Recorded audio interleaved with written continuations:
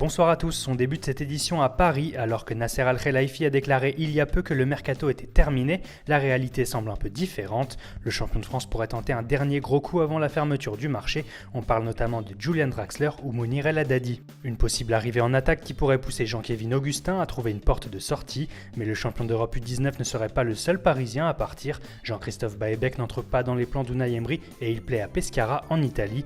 Pour compenser, Paris serait sur les traces d'Andrea Favilli, jeune attaquant de la Juventus. Le latéral droit Alex Jorgen pourrait lui rejoindre Nantes.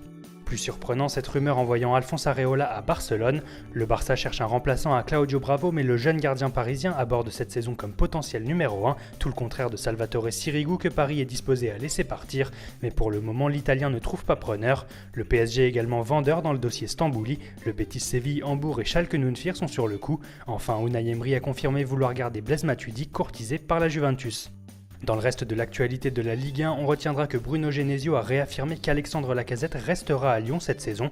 L'entraîneur rhodanien qui affirme n'être au courant de rien concernant une possible arrivée en prêt de Loïc Rémy.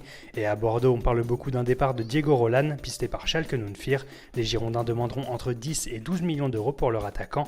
Henri Saivet devrait lui rentrer en France après quelques mois à Newcastle. Le milieu devrait être prêté à Saint-Étienne. En Espagne, le FC Barcelone est donc à la recherche d'un nouveau gardien pour remplacer Bravo en partance pour Manchester City.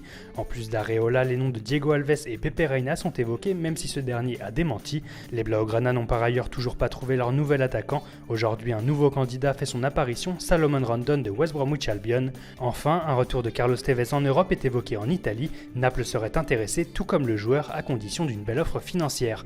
Voilà, c'est tout pour aujourd'hui, bonne soirée à tous sur Foot Mercato et rendez-vous demain pour un nouveau point complet sur l'actu transfert.